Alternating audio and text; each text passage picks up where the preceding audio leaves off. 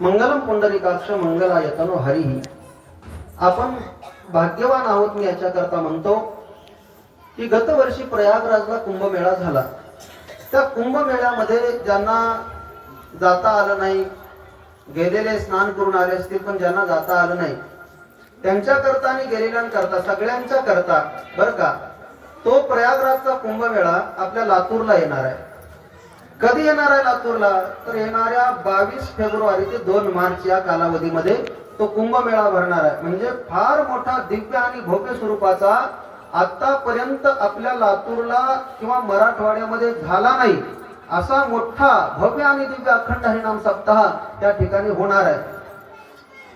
त्याचं कारण काय आहे? तर जगद्गुरु श्रीमंत श्री तुकाराम महाराजांना वैकुंठाला जाऊन 375 वर्ष पूर्ण झाली. म्हणून जगद्गुरु तुकाराम महाराजांचा त्रिशतकोत्तर अमृत महोत्सव वैकुंठ गमन सांगता सोहळा या वर्षी आहे.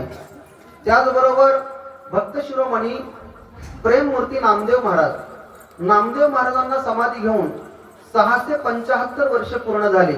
म्हणून नामदेव महाराजांचा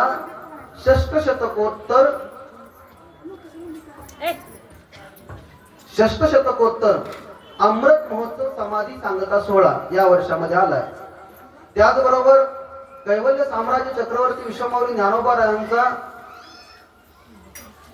750वा स्वर्ण महोत्सव जन्माचा या वर्षी आला. म्हणून जन्माचा स्वर्ण महोत्सव सांगता सोहळा या वर्षामध्ये आलाय. आणि जनाबाई महाराज, जगद्गुरु तुकाराम महाराजांचे चिरंजीव, पालखी सोहळ्याचे जनक नारायण महाराजांना सुद्धा जन्माला येऊन 375 वर्ष पूर्ण झाली. या सर्व संतांच्या चरण पादुका लातूरला हेलिकॉप्टरने येणार आहेत बरं का. आणि सिद्धेश्वर मंदिरापासून ते ज्या ठिकाणी अखंड हरिनाम सप्ताह आहे त्या स्थळाचं नाव आहे खंडापूर गाव.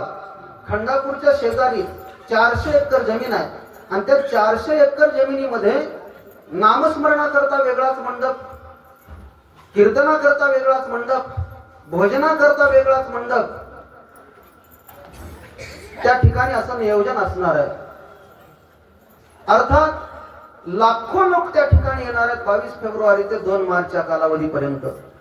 म्हणून मी कुंभमेळा का म्हणलो? कथा त्रिवेणी संगम, देव भक्त आणि नाव तेथीचे उत्तम चरणरज वंदितात. हा त्रिवेणी संगम म्हणजे 3 नद्याचा संगम आहे.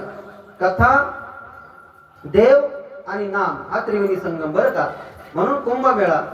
म्हणून त्या कुंभमेळ्यामध्ये त्या अखंड हरिनाम सप्ताहामध्ये आपण यायला विसरू नका.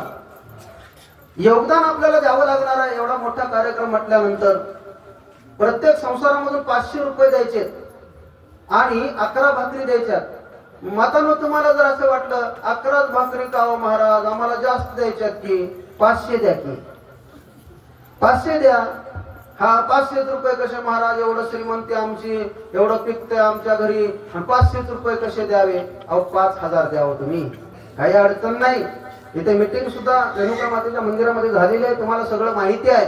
पण माझं वक्ता म्हणून आद्य कर्तव्य पुन्हा तुम्हाला सूचना करण्याचं आहे, तुम्हाला संदेश देण्याचा आहे. म्हणून मी सांगतो आहे, आपल्याकडे बुक येतील, नियोजन येईल.